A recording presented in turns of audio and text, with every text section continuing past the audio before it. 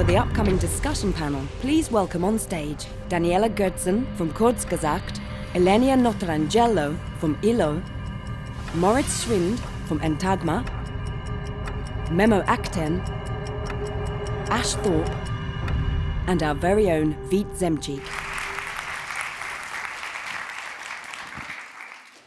Hello, hello. Hope you enjoyed the lunch break. And I'm really excited to have this discussion panel in a forum like this. It's one member bigger than every other time, so we're growing in terms of this.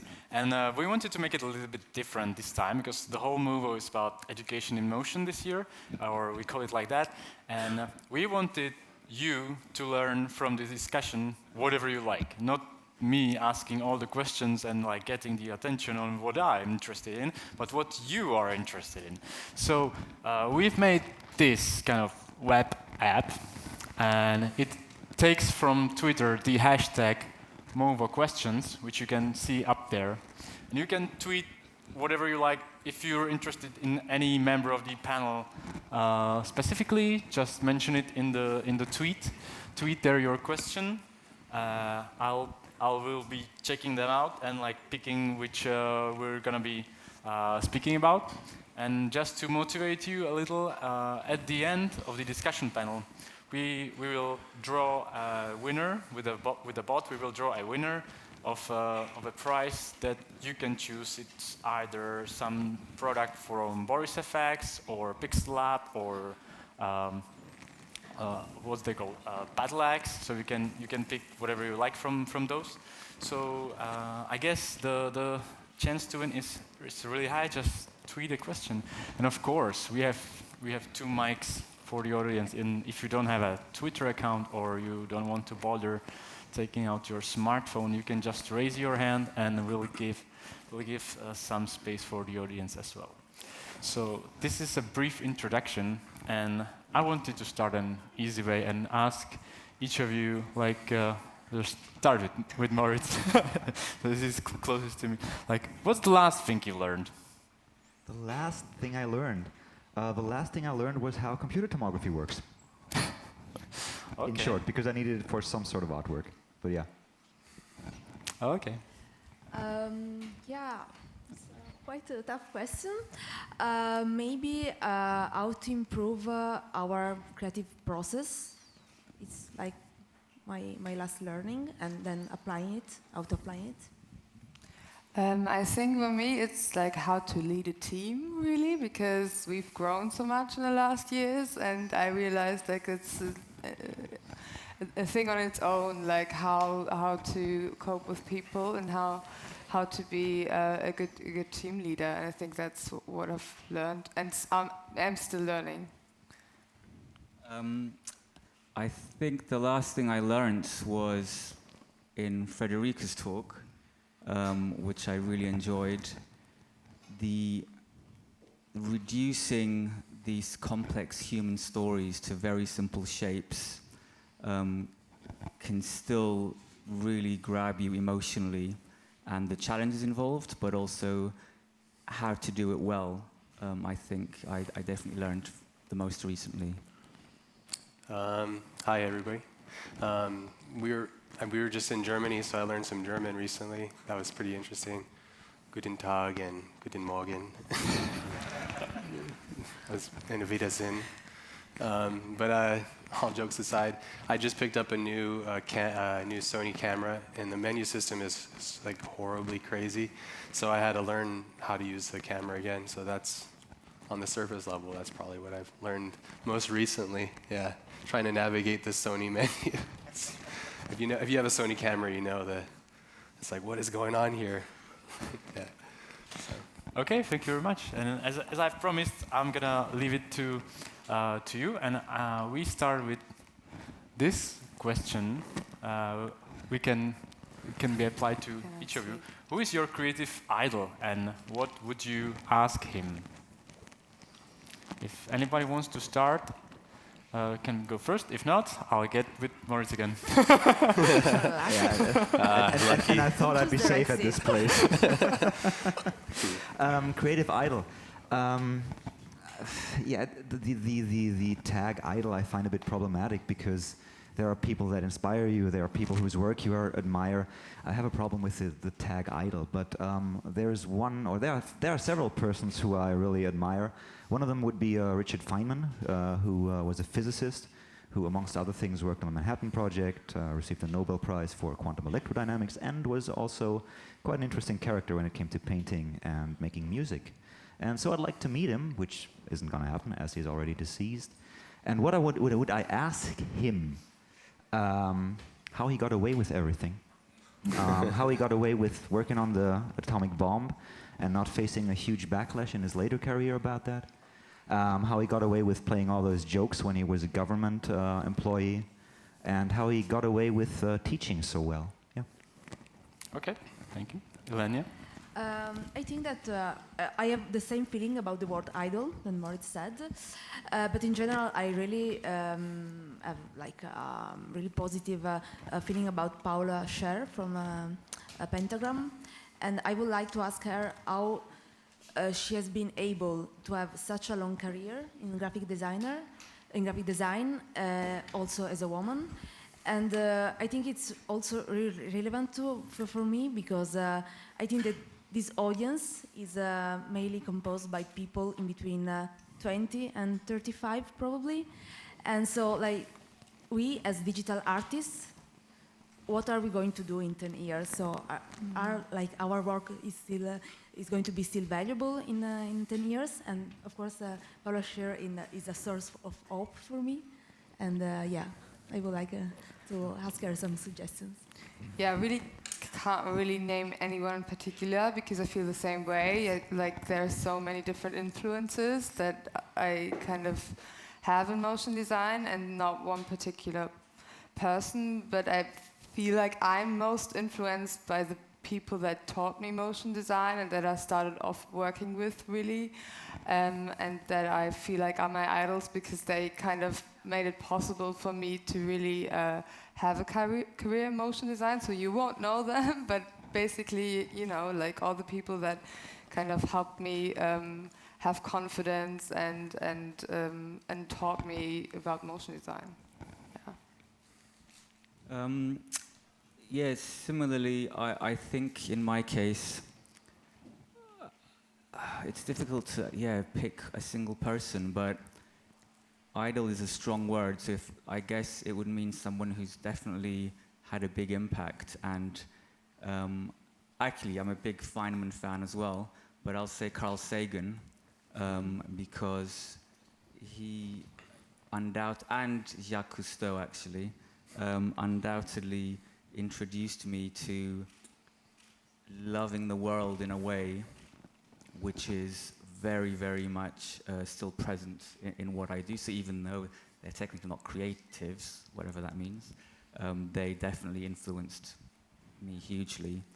And what would I ask them?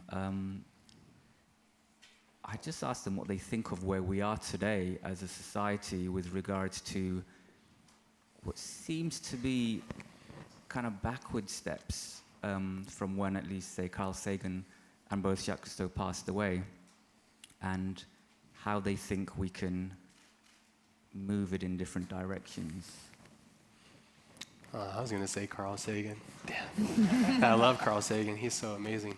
I'd probably have to say I'm really inspired, and this is probably a generic answer, but he's probably one of my favorites still to this day is Da Vinci, simply because of just how well documented he is. But at the same time, I just loved how curious he was about things, and the thing that really inspired me still to this day about what he did and the legacy he's left with me as a creative is that it wasn't about being an artist or being an engineer. It was about being curious, and to me, I think that's like a real key thing for us all as consummate students, because we're all learning. So, and I'd have to say, probably the question I'd have most for him is probably not a question, but I'd be really curious to see the kind of art that he would make today in the digital age.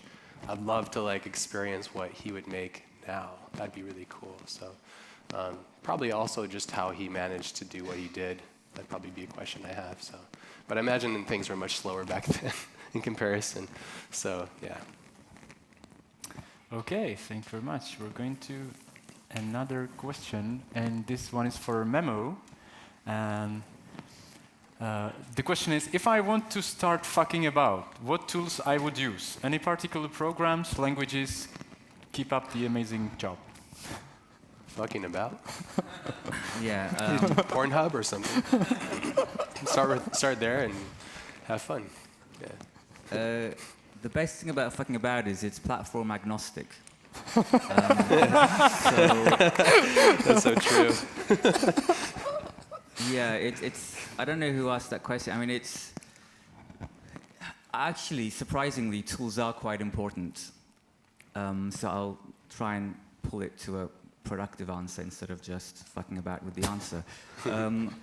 Tools are shockingly important. They really, really do influence and shape the output that you create. And for that reason, I've been jumping just all over the place over the last 20 years. I've used pretty much every language that's come out, every tool that's come out. So I'm pretty much a complete jack of all trades, master of none. And I would encourage that. I think it's weird how industry does reward specialists, but I find it hard to be a specialist. I prefer being a generalist. And that way you can just pick the right tools for the job. So I'd just say literally try them all and see what you can find that expresses the way you think better. I hope that answers the question. It's a pretty vague question. Yeah. I've picked another one, and this one is for Dani. They ask, since you are doing more character animations now, did you experiment with recycling some animations for quicker production, or do you have some animation libraries? Okay, yeah, we do reuse some assets, but not many. What we do when we work in a team is we do make templates. So we do the rigging first, and also we tell the designers to kind of make, if there are lots of characters in one video, to make them exchangeable. So we use the same rig, but for a different person, you can swap the head or you can swap the body. We work with Do It Bessel. I think it's really, really great tool, and I can't believe it's free. It is. You should try it if you haven't yet. Yeah, it kind of allows you to put different assets on the same rig, which is really great. And we do that a lot. So we do the rigging first, and then all the other animators can actually work with that rig. Yeah. Okay. I'm going to a next one, and this is for Illenia. The question is, I would like to ask mainly Illo, how do they choose colors for their projects? Because they are often very colorful and look similar in my eyes, but still similar, beautiful. Thank you for this question. So usually we use a limited palette, up to 5 to 6 colors. We start from a couple of neutral colors, so white or black or variation of white and black. And then we use a variation of primary colors. We usually have a bold contrast. Maybe we can have like a soft peach pink and a deep green, for example. And then we add, I don't know, one yellow, and then we have maybe white and black. So yes, sometimes like the palette, we try to keep the, let's say, color palette style very recognizable, because it's how also our work can stand out. And yeah, essentially it's something like also really natural to us because it's in our style, but yeah, keeping the palette quite limited and have a good use of the neutral colors, so using the white and black with the right ratio. I think it's our secret recipe. Okay. I've picked a question for everybody, and it says, when you were little, what did you want to be when you grew up? It's quite obvious where we start.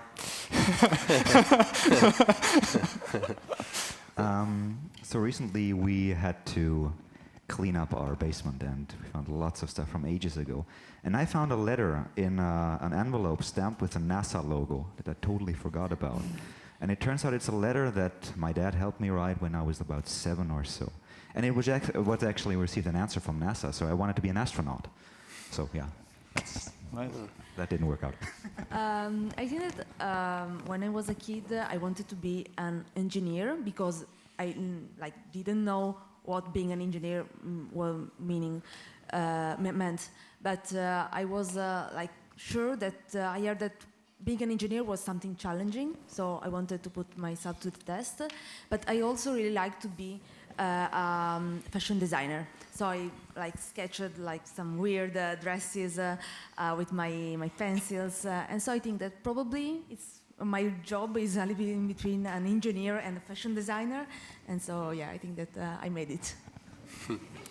I wanted to be everything. Literally, there's not one answer to it. I just changed my mind every year, really. I mean, at one point I wrote many stories and I wanted to be an author, and then at the other point I wanted to be an actress. So it's as a kid I changed my mind about that all the time. There's 3 things that I wanted to be as a kid. 2 of them should not come as a surprise because I just said Carl Sagan and Cousteau, and I wanted to be an astronaut and a deep sea diver. So one of those, I do dive, so that's realized. Like I mentioned yesterday, I see myself as an explorer of space and time, not maybe that space, but latent space of these generative deep neural networks. So in that respect, that childhood dream came true. And also I wanted to be a magician. And kind of, I guess I could force what I do now into magic. So that also, box ticked to some degree. Man, I was going to say astronaut. Start over here this time. Next time. Yeah, I was like, damn, the astronaut. You said too. No, I literally wanted to be astronaut. But aside from that, I really wanted to be a comic book illustrator back when comics were really impactful on me as a youth in America. So I really wanted to do that, and I ended up reading this magazine called Wizard, and I would send in my art, and I would get rejected, and I would go to Comic-Con, and I'd get rejected, and not until later on in my life was I able to hone my craft even more, and I was able to go to Comic-Con, and not through comics, because comics had kind of gone the way. I was able to do posters for this company called Mondo, and I was able to do a signing, so that was very gratifying. So I eventually became that in a weird way, and working on movies is a kind of another way, I guess, as well. So, but yeah, I kind of failed, but I don't acknowledge the failure. Okay, another one for everybody, and this time we start from Ash. Please. Don't worry, Moritz. Yes. Okay, answer is Carl Sagan and astronaut. So the next one, how long did it take to develop your own design style? Oh, okay. Well, design style, I think style is an ever-changing thing. So for me, it's infinite. You can't really put a time on it. I feel that my style is constantly changing because my tastes are changing, because I'm constantly curious about things. And I try not to pigeonhole my style or think about myself having a style. Anytime anybody says, oh, your style is like this, I go, ugh. It's not like that, really. I hope not, because I'm constantly trying to change it. So I'm constantly in flux, and I'm trying to change that. And so I've been working on my style. I'm 35 years old now. I've been working on it for 35 years, and it'll die the day that I die. So, which hopefully I have a little bit more time. Yeah. I was going to say the exact same thing. Yes. Thank you, by the way. Thank you. No, it's true. But I would add, I would definitely say that I haven't, there's no point where, okay, that's what I do, that's my style. Particularly, I go through a major change every 3 to 4 years. Now, looking back at my kind of life, I see that. So that's a weird, I think, an attention span thing. So this latest phase, which is what I spoke about yesterday, was about neural net stuff. But so every 3 to 4 years, I somehow change dramatically what I do. There is underlying themes that connect everything, and that is, like I said, just continuously ongoing. So yeah, I'm 43 years old. So yeah, 43 years of development, I'd say. Yeah, so I mean, I mostly animate. I mean, I did design, but not for Kurzgesagt anyways. I think I can just say the same thing. I think that also what I see in the illustrators that I work with, like, they kind of have their own style, each of them, and they just kind of take it to where it can go, like as far as it can go, and it's just developing the skills that you have, really. For me, it took probably 4 to 5 years since the beginning of my career, and it was also together with the moment where I had to like stop designing on Illustrator, but like start designing through people, through my team. And so it was very important for me to have a clear vision on what was our style, to be able like to designing without hands, let's say. And yeah, I think also connecting to what Ash said, I think that personally, I used to be happy when people said to me, "Oh, your work is very recognizable." I mean, everything is the same as like the previous question. Like, it's beautiful, beautifully similar. But at a certain point, I discovered that like this is a good aspect. So even if I'm feeling that my work is evolving over time, it's also very good for me as a studio to be very recognizable, so that people understand that I work with the same style. Yeah, I'd go with the guys and say it's never a finished process and a process that starts when you're born. But I think the more interesting part towards this question, at least for me, was the point when I discovered that it's totally fine to have an own style and totally fine to do what comes easy to you and not force yourself into doing something that you perceive worth doing and putting that effort into. That's another story, and you should do that definitely too. But style-wise, I think this realization that you're allowed to have your own style and do stuff that comes natural to you. And it happened shortly after I graduated from university. I would be happier if it happened earlier. Yeah. Okay. Now I've picked a question for Ash. It's quite tough, I'd say. How do you art direct films or projects with other procedural abstract artists like Surya Burlak? And how many freedom is there on both sides? I am thinking about pieces like Edifice and your collaboration in it. Oh, great. That's a great question. So with Surjan, so I had this project. It was with Dolby, and it was a film to be made for their hall, their main headquarters. And I figured, oh, this would be great. And then they're like, oh, it needs to be like 1400K or some ridiculous resolution. I was like, oh, that's going to be horrible. So I eventually politely declined working on the project. But the problem with me is once I see a vision, I have to execute it. So I saw the film in my mind from the beginning. So I was like, oh, I have to do it somehow. And when I started thinking about, in my mind, what artificial intelligence looks like, for me, it all kind of came down to Fibonacci's spiral, and that's a big inspiration of all my work. So I started really thinking about, for me, that's the equation of like our curiosity of humanity, and I felt that was really interesting. So I kept thinking about what that would look like, and it didn't look like what he had seen in like The Matrix or anything like that. So I started thinking about it even heavier. And so Surjan was actually a student of mine, and he was showing me these really beautiful things that he was making in Houdini, which is a program I'm still like, oh, it's kind of scary as an expert up here. And I watched many of his tutorials, but I asked him, I said, well, can you maybe show me kind of how you do this? And he was showing me, and I was like, how about you just make this and be a part of the film, because it'd be much better if we just collaborated on this. And he was really inclined to do so. So in regards to directing Surjan is like one of the most curious and passionate people I know, so it was very easy to kind of navigate him.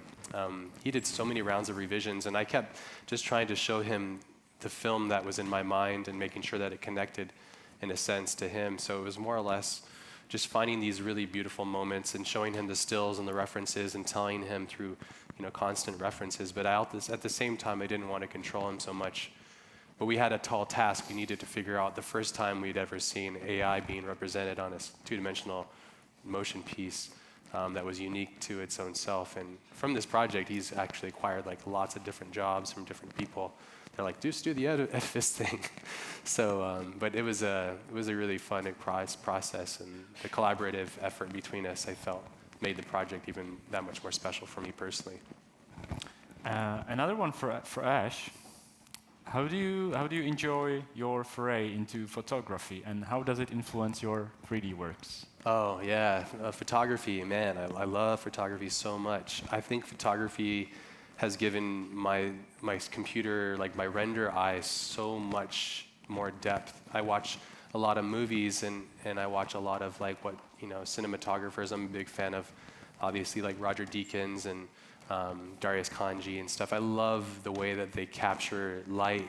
And so me being a real big fan of that, starting to get into photography really helps me see the world in a new way, and it's really helped me see CGI in a new way, and it's influenced my way of how I control light, how I use light, how light works. Because basically the great thing about CGI is we control all aspects. The problem with CGI is we control all aspects, so it's like a double-edged sword. And so photography, I think, gives me so much more depth, and it helps my palette understand things and how to create things. If I'm aiming for photoreal, it really helps give me all those, like, you know, inspirations and influences, basically. So I think if you're a CGI artist and you're really serious about photorealism, then it's almost a necessity that you're also a photographer or a videographer. It's almost essential. So I wish somebody told me that before I did it. Yeah, because I was like making CGI and was looking shit for a long time, and I was like, what's wrong with this? Photography, I was like, oh, okay. This is the thing here, okay. Okay. I've picked a question for each of you, and it doesn't necessarily involve you in a way that you're running your own studio, but I think it's quite important, especially in the beginning of one's career. And the question goes, do you accept new interns in your studios? Plus, how to prepare a portfolio? Asking for a friend. Sure. Yeah. If I can start again with Moritz. That's easy. I don't have a studio. I'm working freelance now, so I don't accept interns, sorry. Preparing a portfolio, however, at least that's oftentimes when I was still employed, I had to, or I was the one looking through intern applications and deciding who we call back. Show your best work and make it short. I have very little time, a very short attention span in addition to that. So just show me your best work, show me what you got. Just images, basically. And from then on, we'll go on from that. Yeah, I do agree. Having a very synthetic portfolio is very useful because, like for example, in a studio like Illo, that is not like the top one in the world, and still it's like medium-sized, 12 people. We receive probably 10 to 15 requests of internship per week. So like it's very demanding also to analyze everything. And of course, be sure that you submit your request when the studio opens its position, because otherwise it's going to be like very difficult for you to be noticed.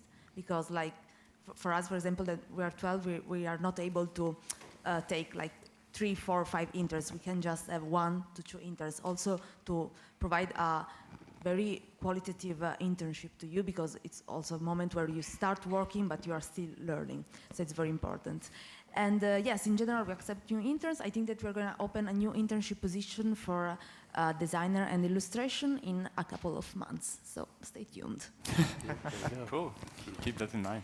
Yes, we have interns in the illustration department, and I think what's important for us is that you have some work that's similar to ours, so we can actually see that, you know, we can teach you something with the tools that we use. So, you know, we also in the animation we have trainees, and I'm just really looking for people who are like just, it doesn't have to be perfect at all, just, you know, I want to see that you're super curious and you're super ambitious and you just want to learn stuff, and that's really enough. And we have a couple of people who also just make little animations, especially to apply for Kurzgesagt, which I find it's really cool. If you take that time and you're like, I really want to work with your studio, and you kind of make an animation in that style, that's always, I think, really impressive and really cool to see, okay, that person really wants to learn something, really wants to work with us as a company and likes the work that we do, because I feel like we have really like strong, like we believe in what we do and we want people to be really on board with it. And if I see that and we see that, then it's always a really good thing. Yeah, I'm, like I mentioned yesterday, I'm in the middle of changing countries. So right now I don't. But until very recently, I did take interns, and I have done, and it's great to see some of my old interns go off and start their own business and do really, really well. It's a really, really amazing feeling. So two things I would say, just for the nature of the work that I do. Generally, the people that I take on, what I look for is versatility, because every project can be just hugely different. One project might be Houdini, the next one might be Unity, the next one might be Unreal. So basically, it's not the skills that you have, it's what you can learn and can you learn. So the portfolio that I look for is a portfolio that is diverse. And also, like Daniel mentioned also, sometimes you get generic emails. And that's, not very exciting. But when you can see that the email is the application is fine-tuned, tailored to the practice that you run, that's a lot more valuable, because then, at least they've taken the time to construct a personalized email. So that instills a bit more confidence than feeling like you're one out of 1,000 studios that some generic email went out to. So that's the situation with me. Yeah, that's great. I'm also kind of in a weird flux. I don't really have a studio per se. I guess you could say I'm freelance, but then I acquire friends and we work together on projects. So I never had an intern. I think the only reason I probably didn't is because I simply get way too busy to explain myself.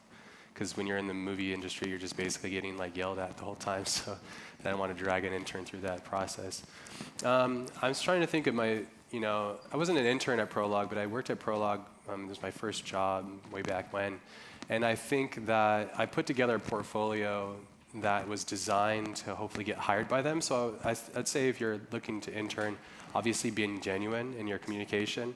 Do not send generic long-winded emails, because that's horrible, and I'll just block that, as I imagine most people will. But I'd say if you're genuine, and I think if you make sure that you design your work to be into the mechanism of that machine. What I mean by that is if Buck has a style. So if you have a style that's kind of aligned with that, but I wouldn't say just do that kind of work. I'd also say, just like style is, it's so important to expose who you are.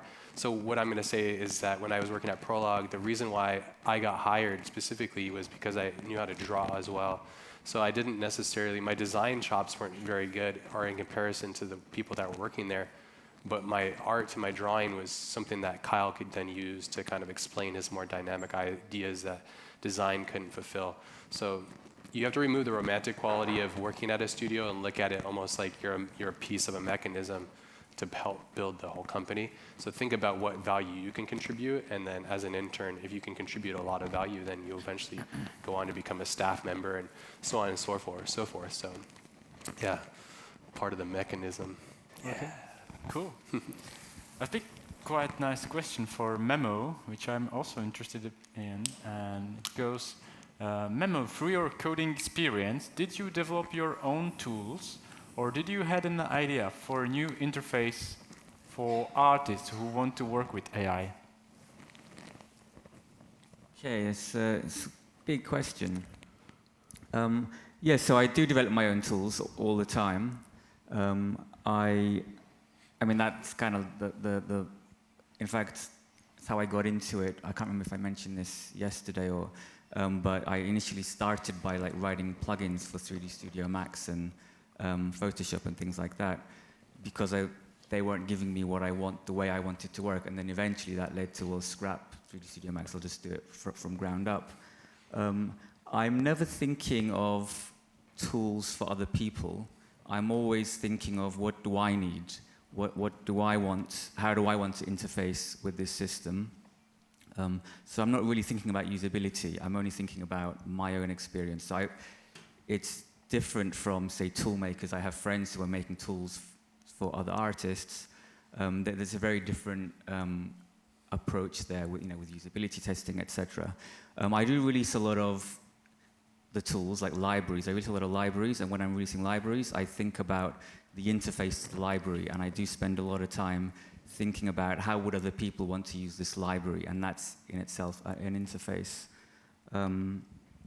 So this is not to do with AI. Regarding AI, I've released little things, but they're not really tools. I've just dumped what I've done in an attempt of maybe it'll be useful for someone, I don't know. I've seen some of it out in the wild, so that's, again, very rewarding to see.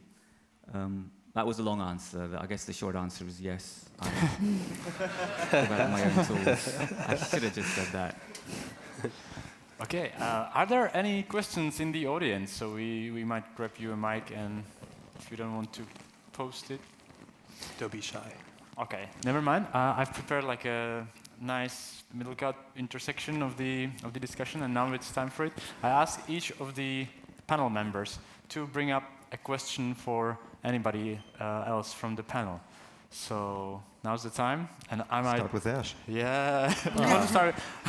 Okay, we can start with Ash. You need some time still? No, I'll ask you a question then. So that backfired. Well, Okay, all right, ready?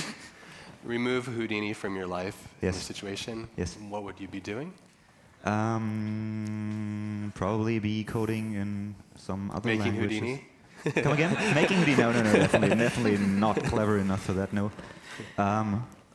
Let's add on that. Remove design from my life. What I'd be doing, and I kind of regret not having studied physics in the aftermath, because it was like either going into computer sciences with a focus on media, or going into physics, and I regret that decision sometimes. Okay. It's never too late. Yeah, let's see. Nice one. Okay, Memo. That's my question. Yeah. I actually have a question for Danny. I was wondering, I have to articulate this, careful about the articulation. I was wondering, well, about what your thoughts on are, or your studios, about interactive versions of what you do. And I want to kind of narrow the question down to, when I say interactive, I don't mean gamifying or for making it fun, but precisely because, precisely going down like the explainable route, where exploring interactivity as a way to really convey the messages that you're trying to get to in a way where it's absolutely an integral part of how you explain the story. Yeah, that's a really good question. It's a very valid question because, as I said in the talk as well, like learning is something different from watching. So if you have the interactive kind of thing going on, you're more learning things than actually just taking information in. And we have thought about doing that. There's nothing in the work yet. So games is obviously like an option, but then also like making an app, for example, which would be really great and easy for people to use, to kind of go through the Kurzgesagt universe and learn things and engage things and have like a response or an answer that you have to give, so you actually think about the content. So definitely yes, but nothing in the work at the moment because we don't have the experience in-house to do that. So that's like a much bigger project. Yeah, but hopefully. Okay, and also time for your question. Yes, I have one for you. One for you as well.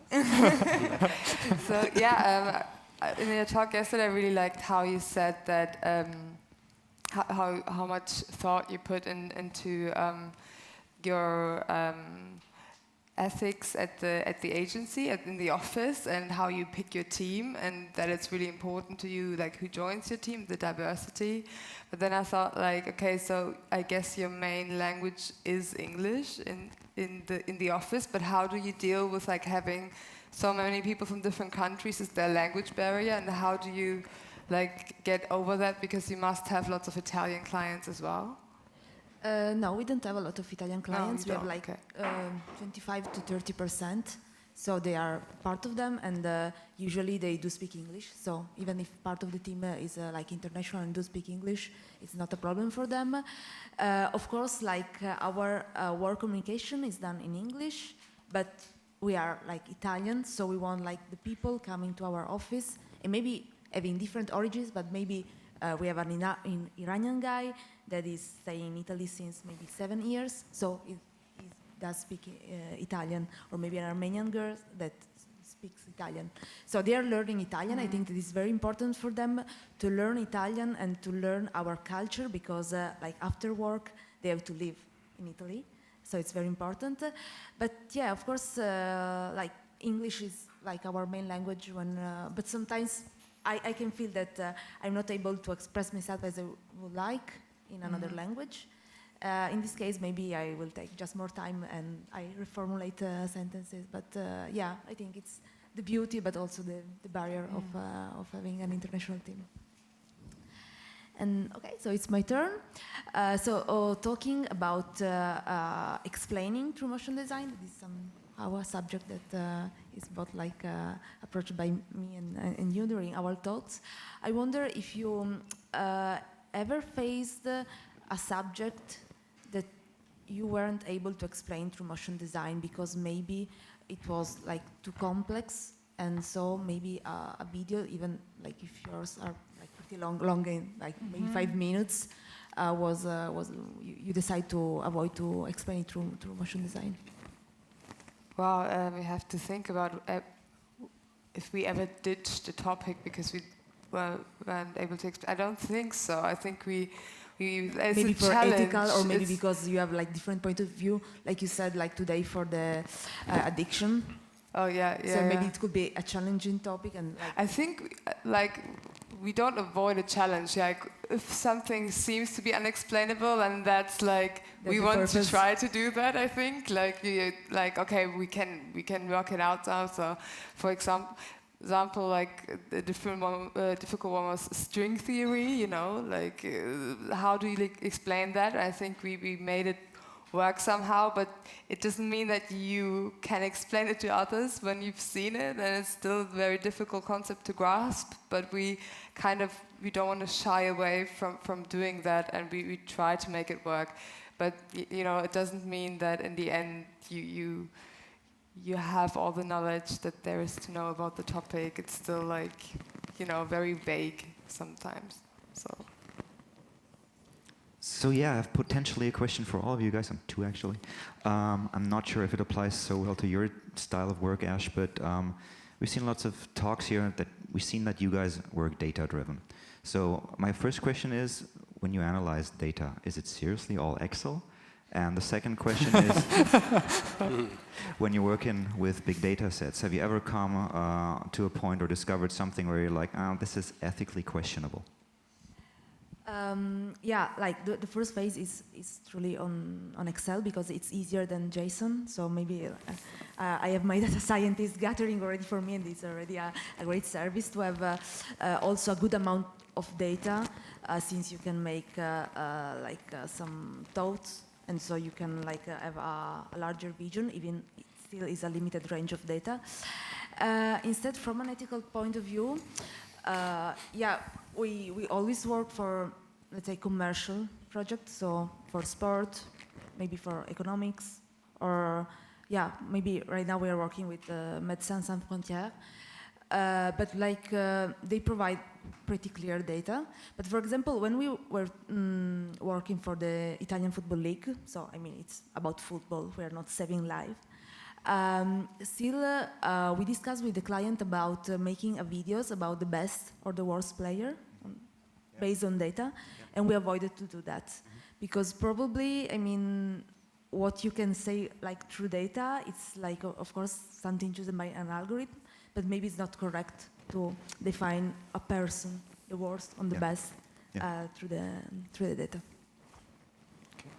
I don't really know. Was it directed to? It was directed to all of the guys. All of them. if we have the time. All right. Yeah, we have. I'm gonna just pass it on, I think. So I don't really use Excel. I'll show it. But I guess it just doesn't fit to what I work with. The second aspect, I mean, I come across data sets which spark questioning around their kind of ethical usage, and so in those cases, I mean, that's what my practice becomes about. I mean, I wouldn't say my practice is just about that, but so like the word work that I showed yesterday about word models, that was investigating that data set and like any gender biases in that data set. I did another project which I didn't talk about yesterday called Optimizing for Beauty, which is about facial data sets and how these data sets are collected and what they're saying, and also there's a lot of research about kind of automating beauty and automating detection of beauty and computational models of beauty, which is again ethically dubious. So then I make a project about that, about the ethical questions around the work. So that's the underlying theme of the work itself. I don't even know what data art is, so I just make pretty pictures. So no, I'm just joking. No, I mean really don't.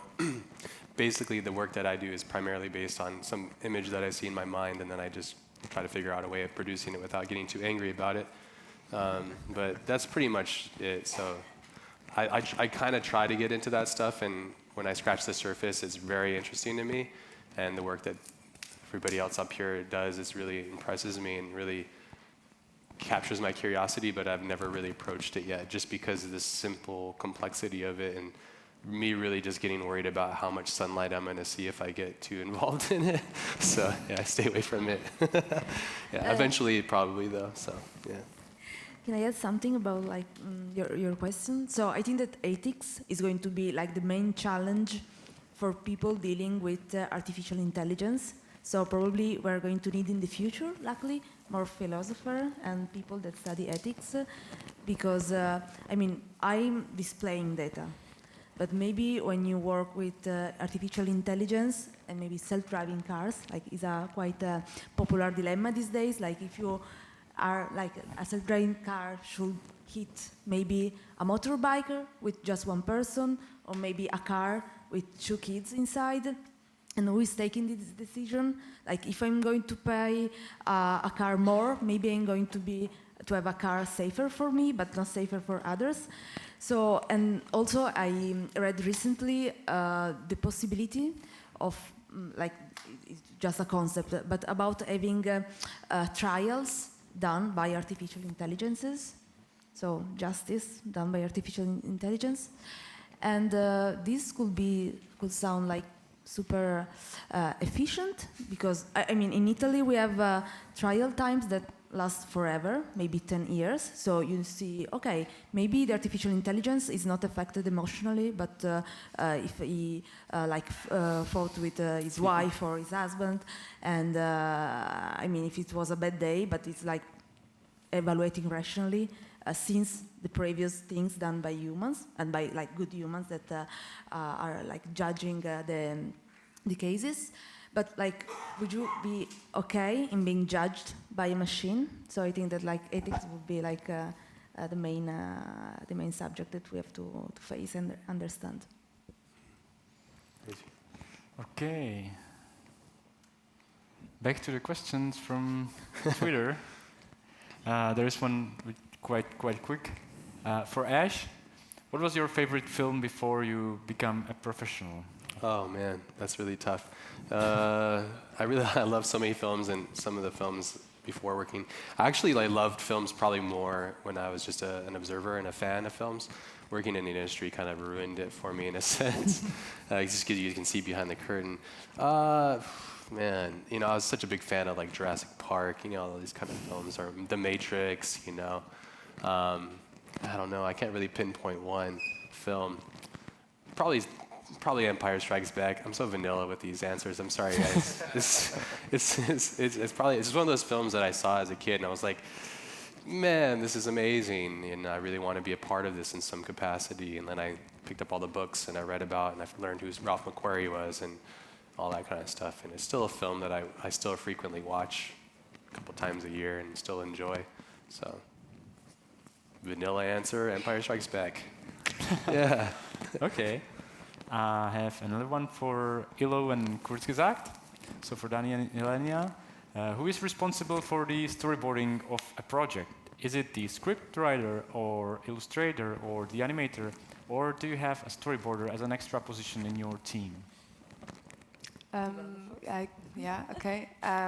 For us, it's the illustrator who's responsible for storyboarding. Definitely, they get the script and then they start sketching it out. Okay. Yeah, it's almost the same. I mean, the illustrator is the first one putting out concepts, then is reviewed by me, the creative director. So we work together to have a finalized version.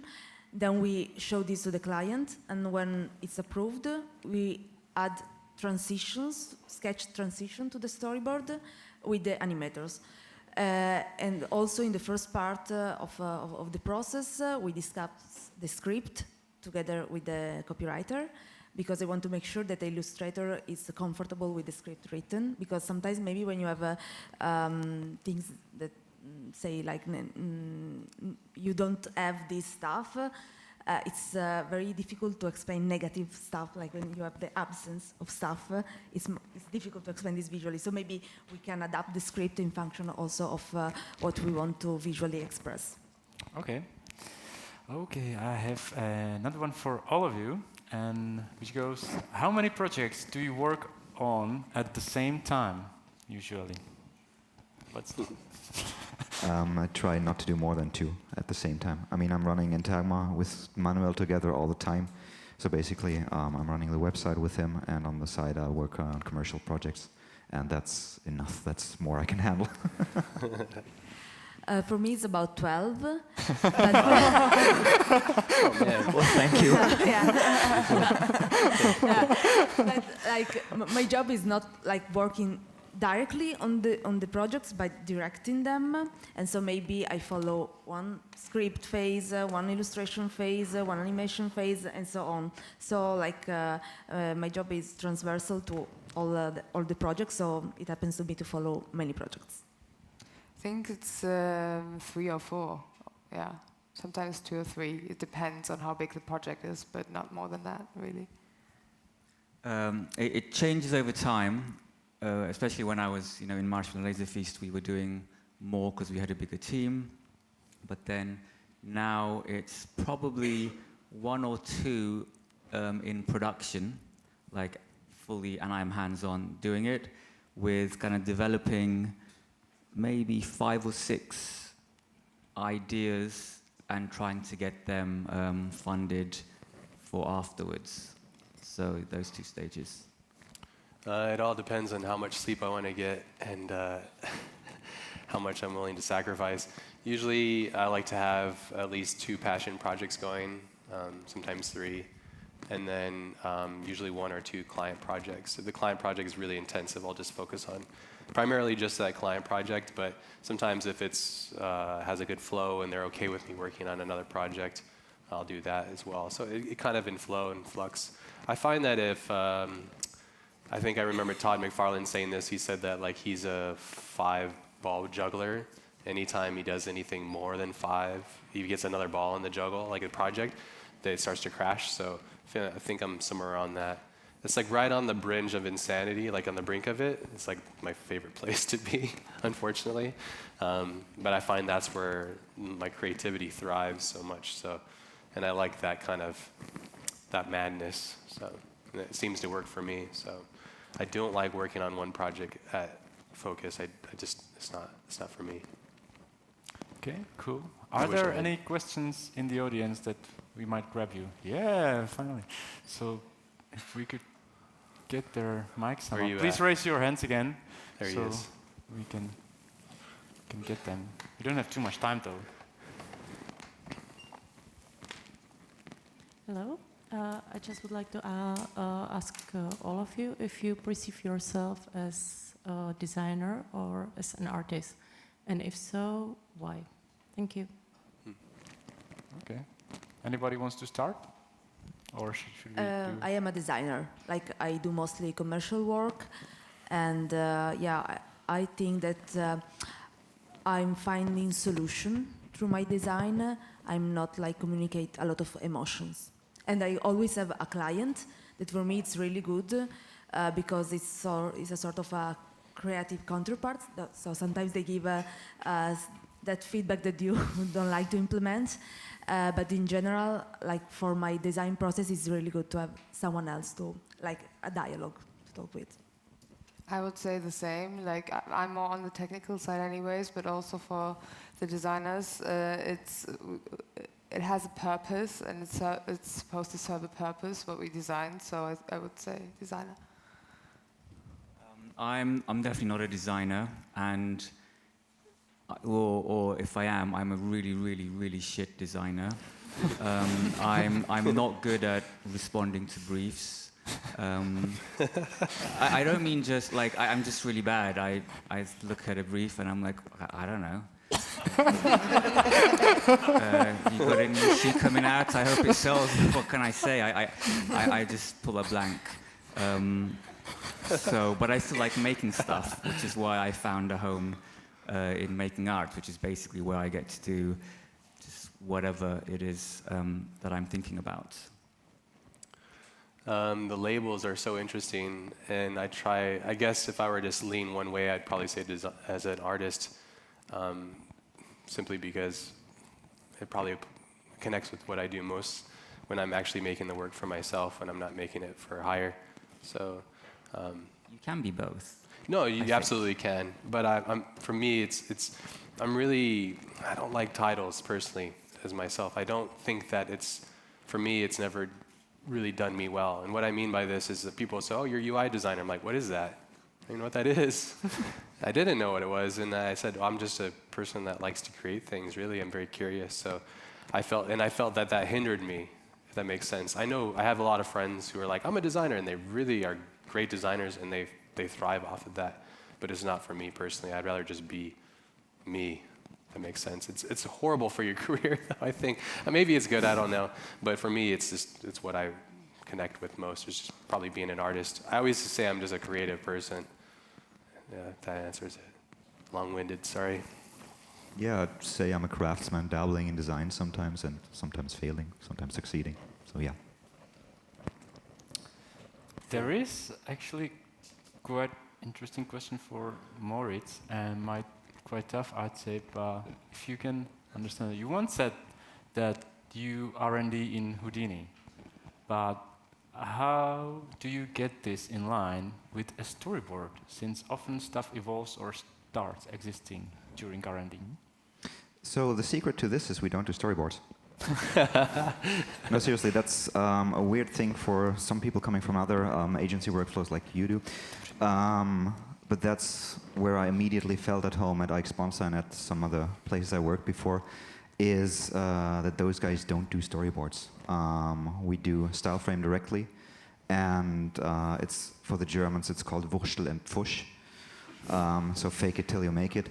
Would be a more elegant way of putting it. No, sometimes a concept derives out of some algorithm, some technology that you dabble with. Sometimes you have a visual concept that comes up, and you just try lining it up.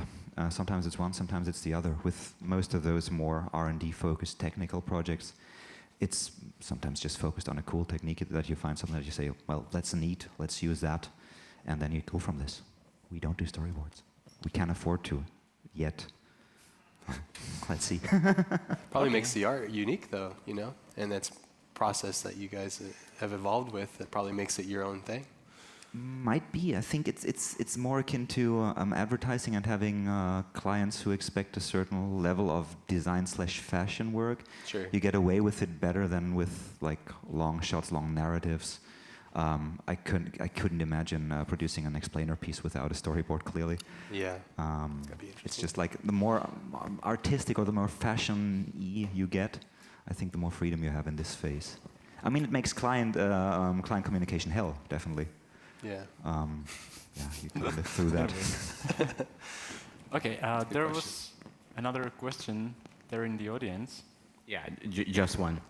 So, in what aspect of your work do you find most meaning and maybe satisfaction in?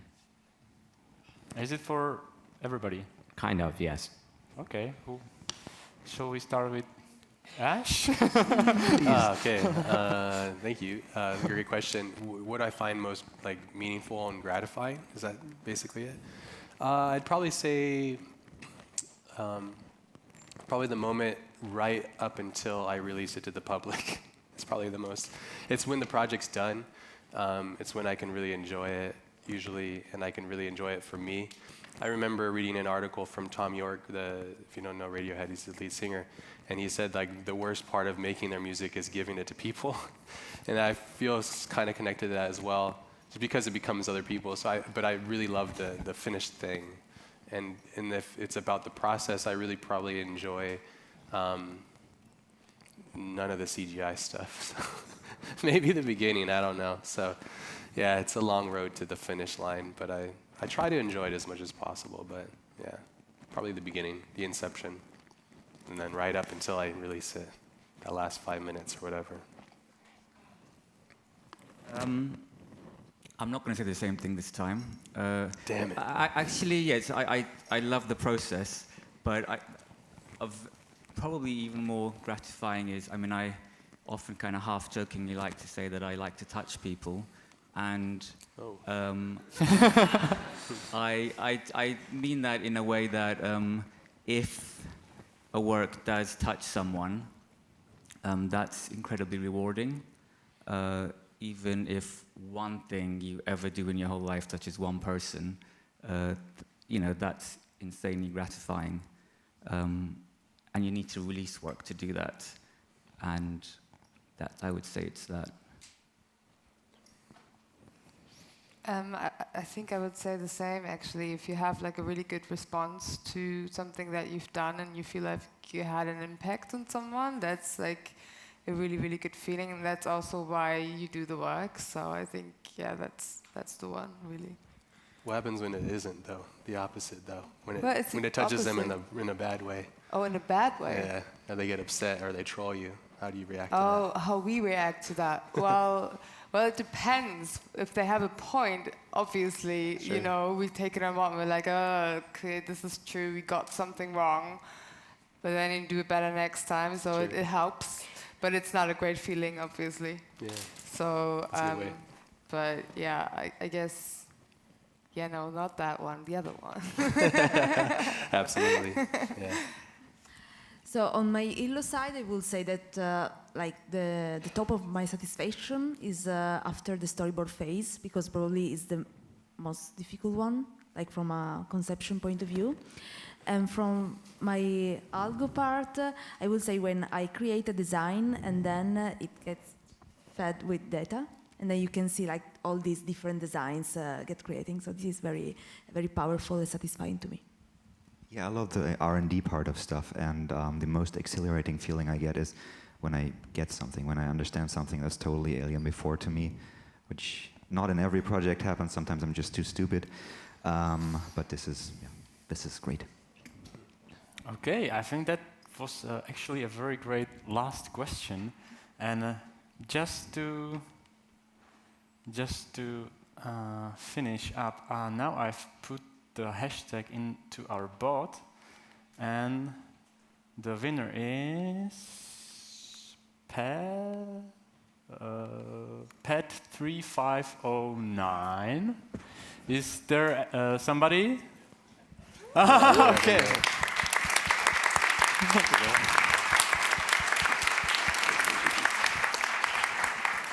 Okay, Vlatka will get you the prize, so get it down there. And thank you very much for being part in this discussion, and I had a really blast with you. Thank you very much, and see you after the coffee break.